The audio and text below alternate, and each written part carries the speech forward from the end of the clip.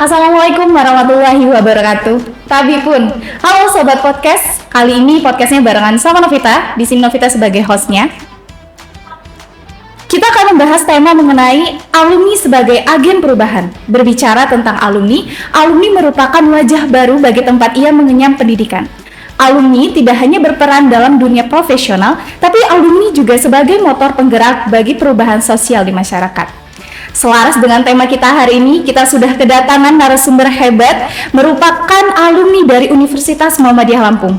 Daripada kita banyak dan panjang ya, kita langsung aja ngobrol dengan narasumber kita pada hari ini. Selamat pagi Bapak Dr. Andes Haji Zahlal Mudzaini. Selamat pagi, Assalamualaikum warahmatullahi wabarakatuh. Waalaikumsalam. Bagaimana Pak kabarnya? Alhamdulillah sehat dan harus selalu bersemangat. Masya Allah, luar biasa sekali ya. Oke, Bapak, ini kan kita temanya hari ini terkait tentang alumni sebagai agen perubahan nih Pak ya. Nah, menurut Bapak, agen perubahan itu seperti apa sih Pak? Nah, saya sebenarnya ketika mendengar kata-kata agen perubahan itu selalu tergelitik. Karena mungkin orang tidak semua aware, tidak semua paham. Iya, betul. Apa itu agen perubahan? Apa sih yang dimaksud dengan agen perubahan?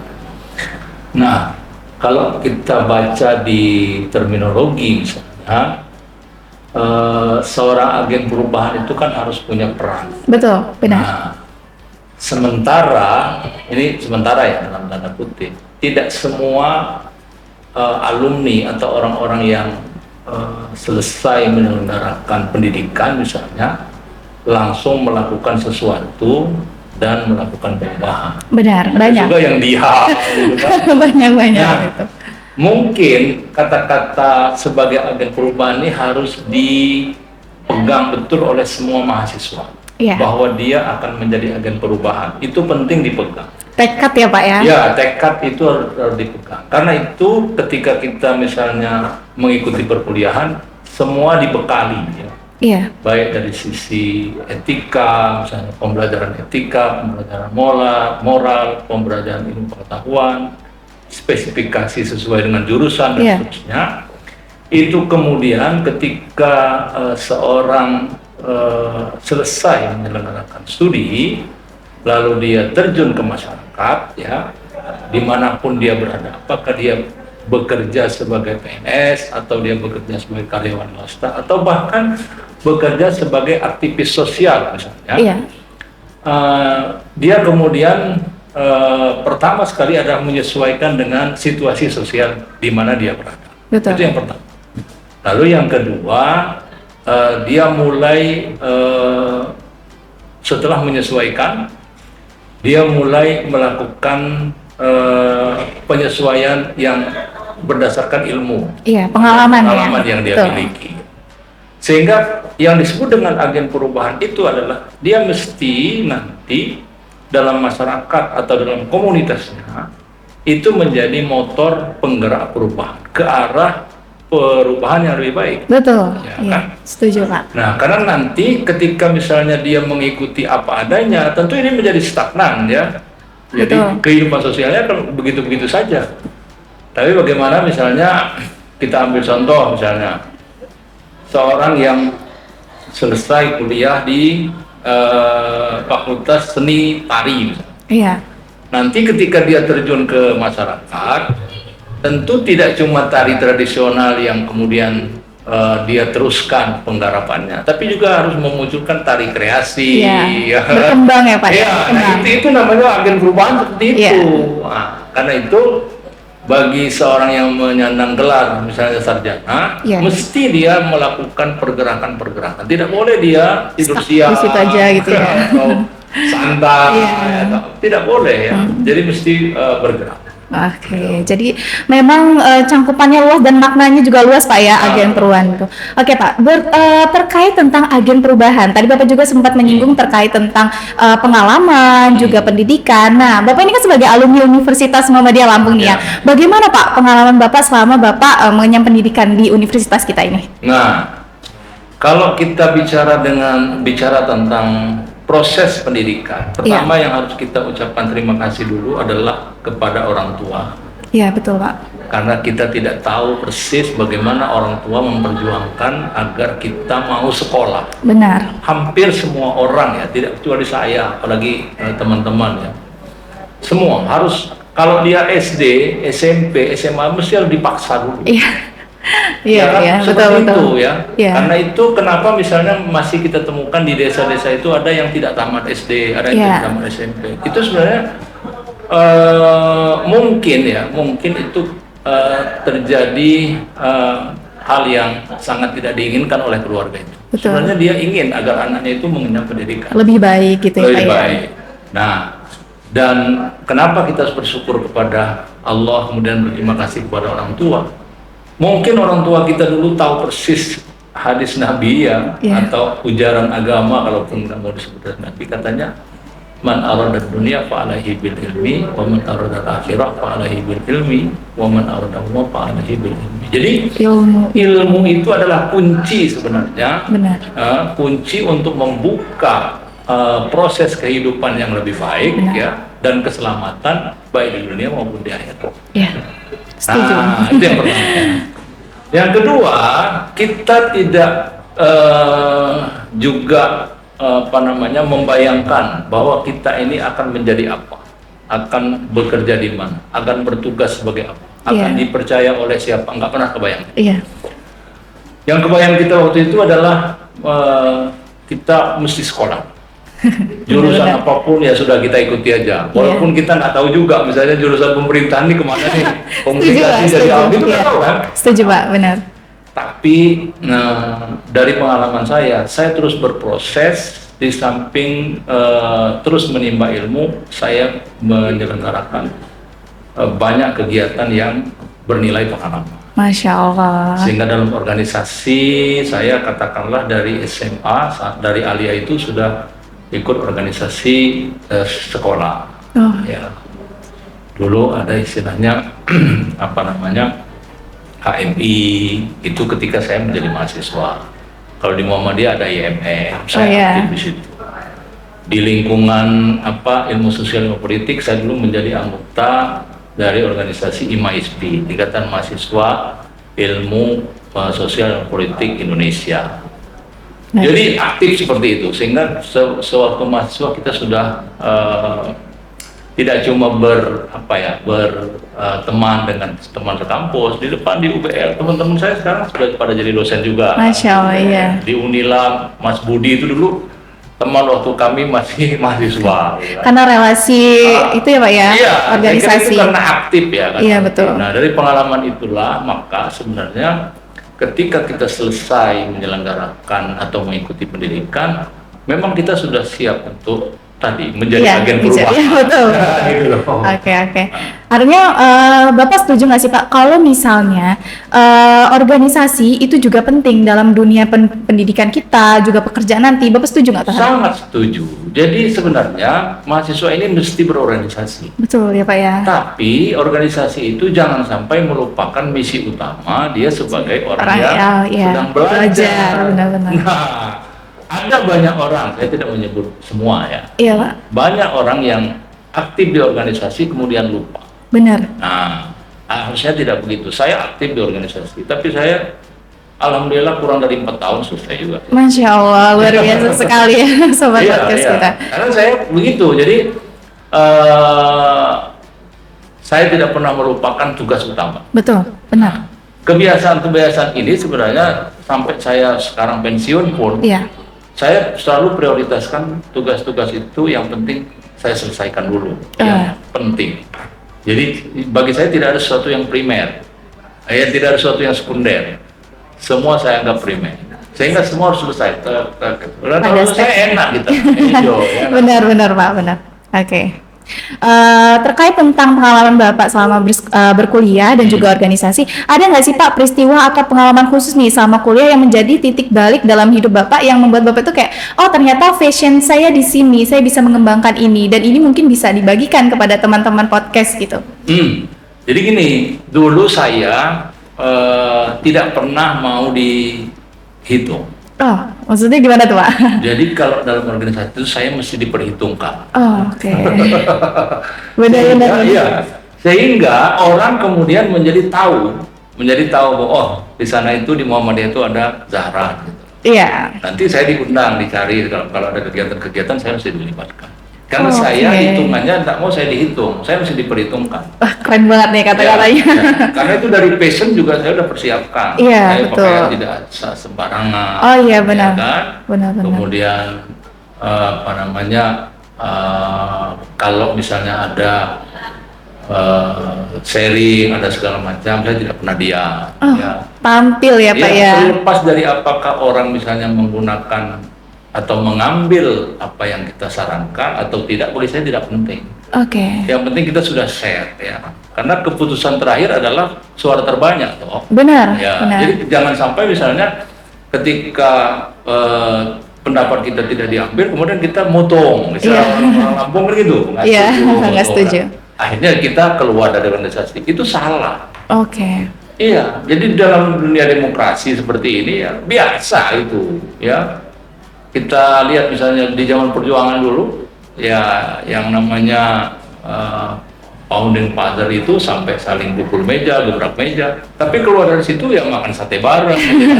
Iya, iya. Nah, Banyak memang seperti itu. Nah, jadi ini sebenarnya proses ya. Proses. Iya. Artinya apa? Kalau kita kerucutkan ada 3 hal yang mesti dipegang. Iya. Yang pertama, kita punya pengetahuan yang memadai sesuai dengan disiplin ilmu yang kita miliki. Yang dengan ilmu pengetahuan itu kemudian kita aware, Iya, peduli lah. Pak, ya. peduli. Dan yang ketiga, yang paling penting adalah kita tidak boleh minder. Harus percaya Iya. diri nih Sobat Podcast. Karena kan Itu banyak yang nggak percaya diri Pak. Banyak yang percaya Dan diri. ada sampai istilah ekstrovert dan introvert tuh Pak. Iya betul. Oke. Kita mesti percaya diri. Wong kita udah kuliah kok. Iya, kita Iya. udah keren lah gitu ya. Apalagi misalnya kuliah di komunikasi kan, Masya suruh Allah. jadi MC.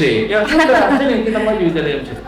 Terlepas misalnya nanti ada kekurangan segala macam, Betul. itu bisa dikoreksi. Namanya masih Nah, belajar nah, juga itu gitu dia. ya.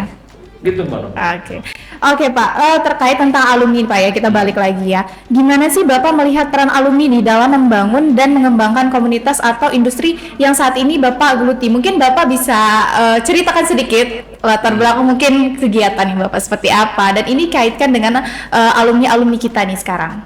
Jadi sebenarnya terkait dengan dunia komunikasi. Iya. Kebetulan saya alumni komunikasi. Dulu masih cukup mudah sebenarnya ketika orang mencari tenaga-tenaga yang bersumber dari Fakultas Sosial Politik jurusan Ilmu Komunikasi. Iya. Ya.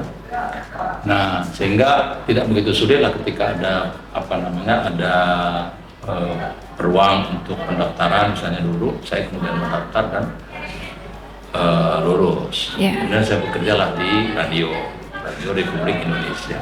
Oke. Nah, ketika kita masuk kan sebagai orang baru, tentu yang ditanya Anda bisa apa? Ya, pengalaman ya Pak ya. Betul. Anda bisa apa? Dan ternyata ketika saya dites untuk penempatan itu, saya bisa apa saja yang dia mau gitu loh. Jadi kan agak repot, kalau Anda bisa apa, saya bisa apa saja. Dia Palu suruh beda. misalnya baca berita waktu itu kan, Oh, iya. saya baca berita. Suara saya alhamdulillah bagus. Masya Allah. Iya. R-nya jelas saya kan. Nah, kemudian disuruh buat buat berita misalnya. Bisa juga. Bisa. Pengalaman kita kan selama kuliah juga ada teori praktek segala Ya, macam. mata kuliahnya juga ya Ada. Pak ya. Lalu ketika saya diminta untuk mengisi acara, kebetulan ada pengasuh acara yang nggak hadir. Waktu itu acara kuliah subuh. Karena background saya juga pernah di pesantren, saya ngisi acara itu justru lebih bagus dari narasumber utamanya. Masya Akhirnya Allah. saya pegang Iya. acara kuliah subuh itu dia dari. Wah, jadi ternyata bapaknya. Itu, ya. Oke. Jadi saya kepake, Mbak. Oke. Sampai akhirnya, ya mohon maaf ya, sampai akhirnya karena memang saya dari SD itu sudah bisa Iya. nyupir, ya, sudah bisa nyupir. Akhirnya pimpinan itu selalu ngajak saya kalau pergi itu, karena kalau dia capek atau supir lain capek itu, Iya bisa. iya, Iya, saya gitu ya. ganti kan, gitu loh. Nah, multi talent seperti ini kan mesti diciptakan sejak awal, Iya. ya, dari SMP, dari SMA. Maka saya titip sebenarnya kepada orang tua kalau kebetulan menonton kegiatan ini. Anak-anak kita tuh diberi ruang untuk bergerak, mengetahui, belajar. Iya. Ya, jadi jangan terlalu banyak diberi handphone sekarang ini. Ya, ini agak repot ini. Karena biar cepet aja lah Pak, kasih handphone aja lah biar diam gitu. Itu berbahaya justru. Oh iya iya. Ya. Justru kalau dia mau olahraga, Iya, minatnya ya minat apa bakatnya. segala macam, atau dia mau bimbel, atau dia mau nari, Iya. itu lebih baik didorong ke Betul, situ. betul. Daripada suruh nonton handphone nggak jelas. Ya. Karena banyak ibu atau orang tua Ya. mungkin, udah biar anak saya diem nih kasih HP aja gitu. Nah, itu penting saya kira. Jadi kilas balik dari kemampuan kita ketika melaksanakan pendidikan, Iya. itu sangat bermanfaat sekali ketika berada dalam dunia kerja. Betul. Ya, saya membayangkan sebenarnya saya dulu yang mohon maaf ya Novi, Ya. kayak saya ini mau jadi apa saja bisa nih. Masya Allah, Masya Sampai Allah. saya begitu loh. Karena saya mohon maaf, dulu saya bisa bahasa Inggris, saya bisa bahasa Arab, saya bisa Wow. bahasa Jerman. Masya Allah. Iya, dulu saya pelajari semua itu. Sehingga kalau saya dulu niatnya misalnya mau jadi pegawai di Deplu, tapi keburu keterima di RSP, tidak di Ya nggak apa-apa, nggak masalah. Ya. Bapak ini berarti kalau kata anak zaman sekarang tuh palu gak ada Pak. Apa Ya. lu mau gua ada gitu. Oke deh, Bapak terkait alumni ya. Seorang alumni itu pasti harus berdampak atau membawa perubahan seperti tema kita hari ini kan, baik bagi dirinya sendiri maupun bagi orang lain. Nah kalau dari Bapak sendiri ada nggak sih Pak tantangan-tantangan dalam hal setelah Bapak menjadi alumni terus kemudian ada berbagai permasalahan yang mungkin Bapak tidak tahu cara mengatasinya dan ternyata bisa gitu dilewatin. Boleh nggak di-share Pak? Hidup itu akan menemukan tantangan. Benar. Tidak ada kehidupan yang tiada tantangan. Sama dengan perubahan. Iya. Hidup itu harus melalui perubahan. Betul. Karena semua akan berubah. Berproses ya Pak ya? Ya, dan itu prosesnya akan ada. Nah, kalau kita tidak mampu melampaui tantangan ataupun proses perubahan, maka kita akan tertinggal. Betul. Nah, karena itu sebenarnya siapapun kita, alumni itu misalnya, harus berupaya untuk aware dulu terhadap persoalan, lalu kita ikut serta di situ. Benar. Ikut serta, apapun yang bisa kita lakukan. Kalau misalnya tidak mampu dengan, ya mohon maaf, membantu secara materi kalau ada persoalan, ya, tentu ada jalan, misalnya kita membantu dengan tenaga, pembimbingan dan lain-lain. Atau minimal kita mendoakan lah, ya, supaya misalnya, ya kalau terkait dengan alumni kampus kita sebagai alma mater, yang mudah-mudahan kampus kita lebih maju. Amin, amin, amin. Karena banyak juga teman-teman ini yang asik di luar, peduli lagi kan. Benar, banyak banget kalau udah keluar udah lupa deh jadinya. Nah, kebetulan saya alhamdulillah, mungkin karena saya seperti itu sehingga saya ketemu sama teman-teman di UIN ketika saya pensiun, saya diminta untuk jadi dosen luar biasa. Oh, Masya Allah. Ya. Dosen luar biasa Pak. Dari yang tadinya jurusan ilmu komunikasi sekarang Ya, tapi di UIN itu ada jurusan juga, ada jurusan komunikasi penyiaran Islam. Oh, ya. Oke. Karena kan Jadi sekarang dia ngeling gitu ya. Oh ya, sama ya Pak jurusannya ya. Ya, apalagi di Muhammadiyah di UMR sini ya. Oh iya. Memang dulu saya lama di sini sampai terakhir kan jabatan saya dekan waktu itu di tahun 2010. Oh ya. Sampai 2008 sampai 2012 sebenarnya. Tapi 2010 saya harus hijrah ke Jogja waktu itu. Iya. Karena tugas. Akhirnya saya sementara izin waktu itu kan. Dan jabatan dekan saya kemudian diganti oleh Pak Denan kalau nggak salah setelah itu. Nah, terus selama 12 tahun saya tidak di Lampung. Oke. Ya. Dan tentu saya juga nggak membayangkan ketika saya jelang pensiun justru Pak Dekan sama teman-teman malah minta saya kembali ke sini. Dicariin lagi Pak Zahlaunya. Oke deh. Gitu. Oke Kak, boleh nggak sih Pak diceritakan pengalaman konkret terkait tentang perubahan yang sudah Bapak lakukan di lingkungan masyarakat? Karena kan tadi kita sudah dengar Bapak ini luar biasa sekali pengalamannya banyak, terus juga tentang organisasinya juga luar biasa hebat. Boleh nggak Pak diceritain perubahan apa sih yang sudah dilakukan sama Bapak di lingkungan masyarakat kita sekarang? Ya, perubahan itu tidak mesti misalnya dari biru menjadi putih. Betul. Tidak mesti itu. Jadi istilahnya ambil atau istilah ATM ya, ambil, tiru, modifikasi itu juga perubahan. Oh iya, betul. Sering dengar juga tuh. Ambil, tiru, modifikasi itu juga perubahan. Ya. Jadi artinya begini, saya di mana-mana misalnya, ya mohon maaf, saya di mana-mana menjadi pewarna. Masya Allah. Di lingkungan misalnya, saya selalu dilibatkan dan seringkali sekarang menjadi orang yang dimintai pendapat lah ketika ada hal-hal yang sangat dibutuhkan oleh masyarakat. Misalnya di lingkungan masjid tempat tinggal, misalnya saya diminta menjadi penasehat di situ. Lalu bagaimana kita mengkondisikan peralatan ibadah atau beribadah di situ. Sampai kemarin tempat saya kecil tuh di Al-Anhar namanya, di Kompleks Sukarame itu, dari Sukarame, dan hanya 14 kakak. Tapi ketika sholat hari-hari itu ramai, minimal 3 sholat. Dan kemarin alhamdulillah waktu Lebaran Haji itu kita sempat menyembelih 4 hewan kurban. Masya Allah, jadi rame ya. Sapi dan 4 ekor kambing. Padahal cuma 14 kakak. Memotivasi artinya. Itulah. Jadi penting untuk menumbuhkan kecintaan terhadap sesuatu. Betul. Dari banyak hal ya Pak ya.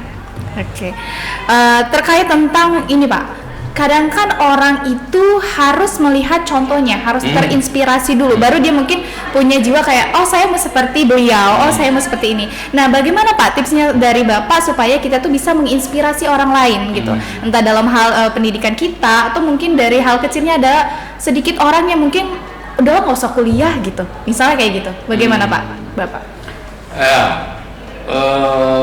Kalau ada yang berpendapat sebenarnya nanti kita ini dalam menjalani kehidupan ini penting punya uang, ya kan? Iya, betul. Jadi nggak sekolah juga, kalau banyak juga orang nggak sekolah kan banyak uangnya. Tapi beda, saya katakan beda, karena ini kan terkait dengan pola pikir. Ya, ketika orang memperoleh pendidikan atau mengenyam pendidikan, maka pemikirannya menjadi pemikiran orang yang terdidik. Betul. Nah, maka penting sebenarnya untuk menjalani proses pendidikan itu setinggi-tingginya. Jadi kalau bisa selagi ada kesempatan bisa S1 selesaikan S1, bisa S2 selesaikan S2, bisa S3 selesaikan, dan seterusnya. Ya. Dan itu penting ya. Jadi jangan melihat pada saya nanti mau jadi apa. Nantilah itu Allah yang penting jalanin aja. Rasul itu sendiri tidak tahu bahwa dia akan menjadi Rasul. Masya Allah, ya benar. Kata Rasul itu ada di ayatnya itu, ma adraktul iman wal kitab. Saya nggak tahu sebenarnya saya ini mau jadi apa. Yang tahu Allah, yang menetapkan adalah Allah. Begitu juga dengan kita.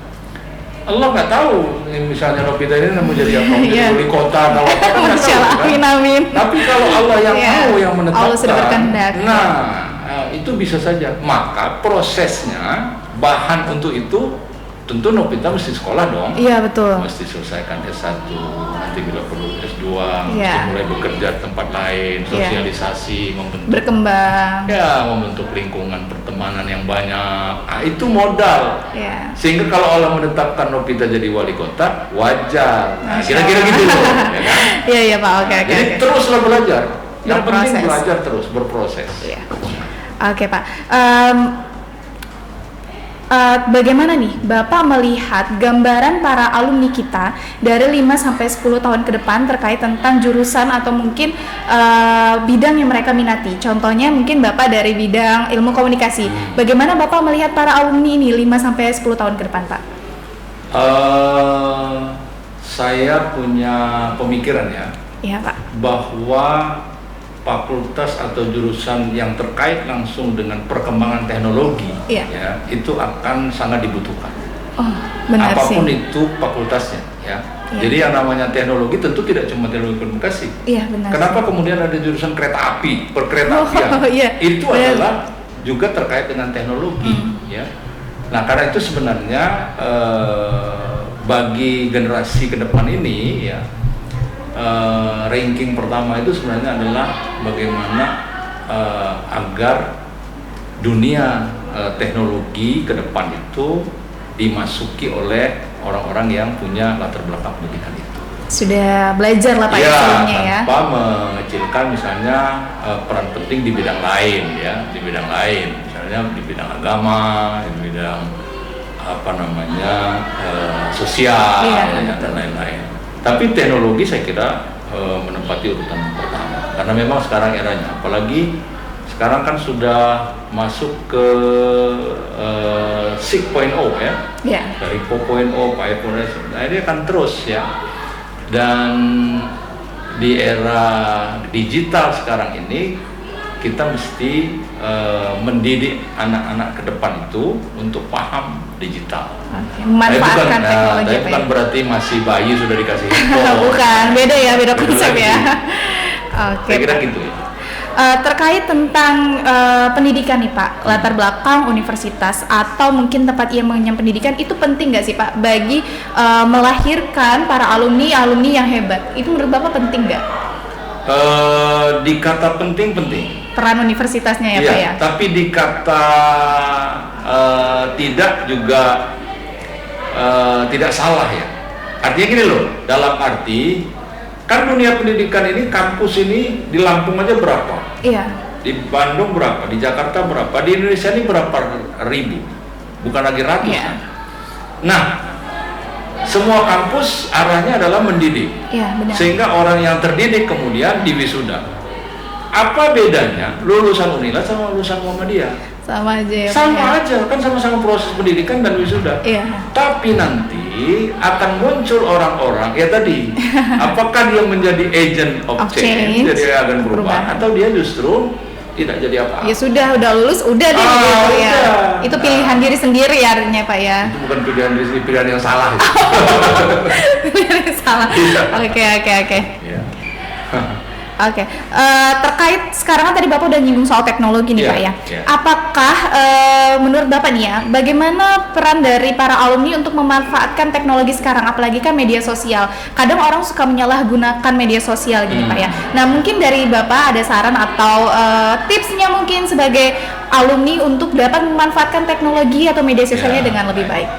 Jadi teknologi itu sebenarnya alat. Kalau dalam istilah komunikasi namanya media.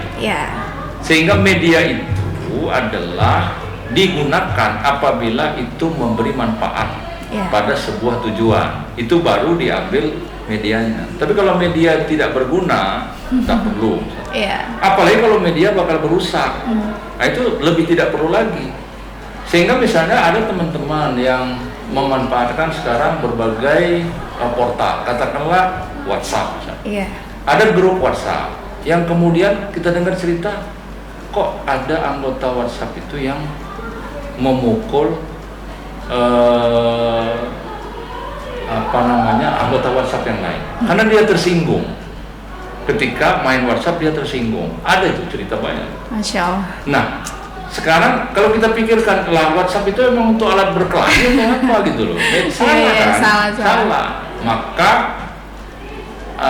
kita mesti tahu bahwa ini adalah alat. Yang kedua, kita mesti luruskan bahwa alat ini sepanjang dia bermanfaat, mari kita ambil, kita gunakan. Kalau tidak bermanfaat, tidak usah. Artinya, apapun informasi yang masuk melalui WhatsApp, setelah kita baca, itu tinggal kalau penting kita ambil, kalau tidak penting ya sudah kita delete. Ya nggak perlu kita marah-marah, ngapain? Nah, itu pemanfaatan teknologi mesti cerdas. Harus pandai memilih dan memilah ya Pak ya. Oke Pak, terkait perjalanan nih, Bapak kan sudah lumayan berpengalaman dan banyak juga pengalamannya. Ada nggak sih Pak hal-hal penting yang mungkin mau disampaikan kepada para penonton podcast kita hari ini atau terutama para alumninya? Ada nggak? Yang paling penting adalah kita mesti berbuat sesuatu untuk bangsa. Betul. Kalau misalnya tidak bisa berbuat sesuatu untuk bangsa, buatlah sesuatu untuk masyarakat. Benar. Kalau memang tidak sampai ke sana, minimal buatlah sesuatu yang bermanfaat untuk keluarga. Benar. Itu minimal. Karena orang yang paling bahagia, orang yang paling disenangi oleh Allah adalah orang yang bermanfaat bagi orang lain. Betul. Itu intinya. Oke Pak, tadi kan hal pentingnya Pak ya. Mungkin terakhir nih Sobat Podcast kita hari ini terkait tentang agen perubahan nih dari para alumninya. Nah Bapak punya nggak pesan-pesan untuk para penonton juga mungkin, atau mungkin nasihat para alumni kita, boleh disampaikan Pak? Pesan saya kepada semua penonton yang terdidik, Iya. ya, yang mereka misalnya sudah tamat SMA, sudah tamat perguruan tinggi tertentu pada level tertentu. Gunakan ilmu yang Anda miliki untuk kepentingan orang banyak, ya. Jadi jangan ilmu hanya dipendam. Iya. Orang yang paling disukai oleh Allah SWT itu adalah orang yang mengajarkan ilmu, ya. Nah, tidak kecuali ilmu itu ilmu agama atau ilmu non agama, ya. Iya. Jadi apapun itu, yang penting ilmu yang memberi manfaat. Oke. Teruslah bergerak, ajarkan sesuatu, ya. Yakinlah bahwa itu nanti menjadi amal baik. Masya Allah. Saya kira gitu, Mbak. Oke. Tidak terasa kita sudah banyak berbincang bersama dengan Pak Zahlal. Terima kasih banyak ya Pak ya untuk ilmu dan pengalamannya juga yang sangat bermanfaat. Novita mengambil kesimpulan bahwa seorang alumni itu bukan hanya seorang yang selesai mengenyam pendidikannya, tapi orang yang juga bisa memberikan manfaat untuk orang lain atas apa yang telah ia dapatkan sebelumnya. Terima kasih, semoga kita sukses selalu dan kita bertemu di podcast selanjutnya. Dadah. Assalamualaikum warahmatullahi wabarakatuh. Assalamualaikum warahmatullahi wabarakatuh.